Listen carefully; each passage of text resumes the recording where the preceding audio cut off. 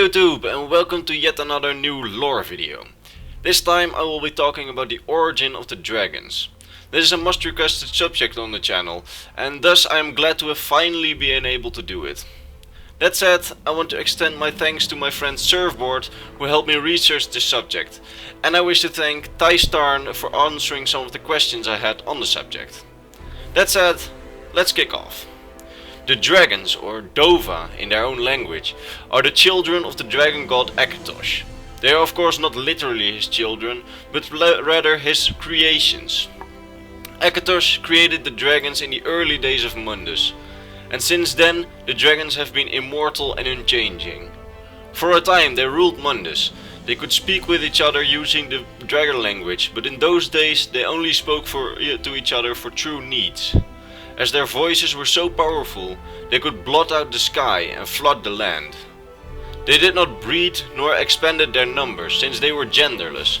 However, I would like to note that in my opinion the dragons seem to identify themselves as male, since whenever you hear a dragon talk about each other, they say things like he does this and he does that. But that's just my suspicions.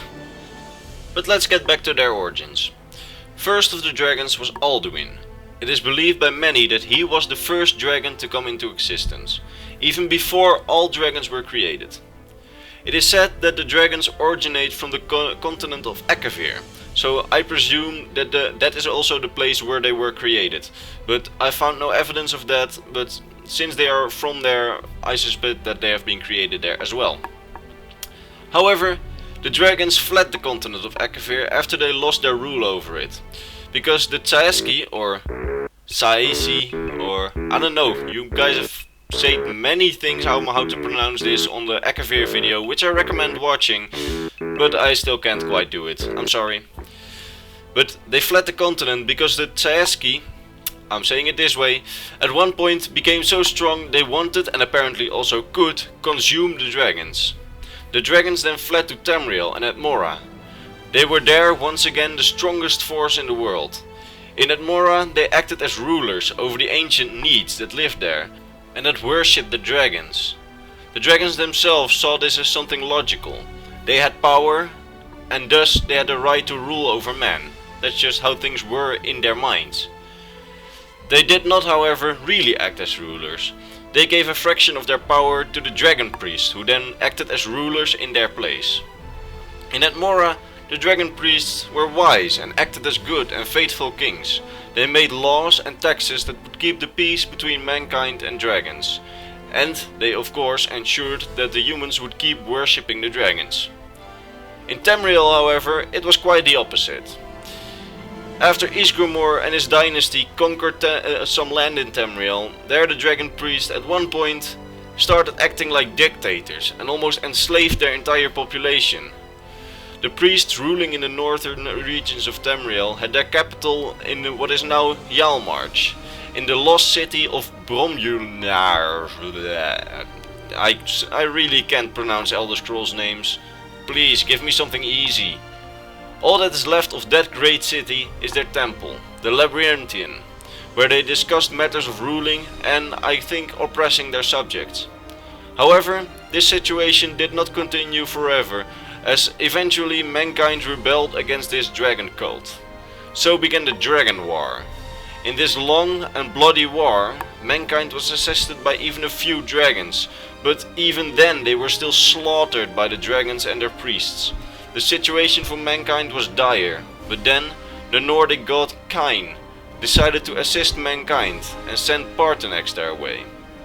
Paarthurnax had once been one of Alduin's greatest allies, but became distant of him after Alduin started proclaiming himself to be a god. As a result, Paarthurnax came to resent Alduin and was then instructed by Kain to aid humanity. He then taught humanity to use the Thuum, or the voice, or dragon language, and then mankind finally started gaining the upper hand. Now the dragons were being slaughtered and the dragon priests overwhelmed. Then, after some time, the Nordic heroes of old banished Alduin to the future with an elder scroll on the top of the world. Throat of the world. Whoa. And the few remaining dragons went into hiding. The dragon priests and their cult survived the war and in secret buried the remains of the dead dragons to await Alduin's return. The dragon cult and its priests, however, were still being hunted by the kingdoms, so the dragon priests buried themselves alive with their loyal subjects, to also await the return of the dragons and Alduin, for they hope to be rewarded at their return. Those men are the dragon priests and Hrothgar we fight in Skyrim. Well guys, I hope I have informed you well enough about the story of how the dragons in Skyrim came to be. I once again want to thank the people that helped me with this video, for I am very busy at the moment and, well, help like that is always welcome. That said, I also want to let you know that the debate of last Sunday was a lot of fun for me and I hope the participants liked it as well. I am sorry for all those that have not been chosen, but I received 54 applications and I only had room for a few people. I will write a summary of the debate in the coming days and I post a link to it in my Steam group, for which the link is in the description, so consider joining. There I also post updates on the channel and other things. You can interact with me there as well, so if you want that, consider joining.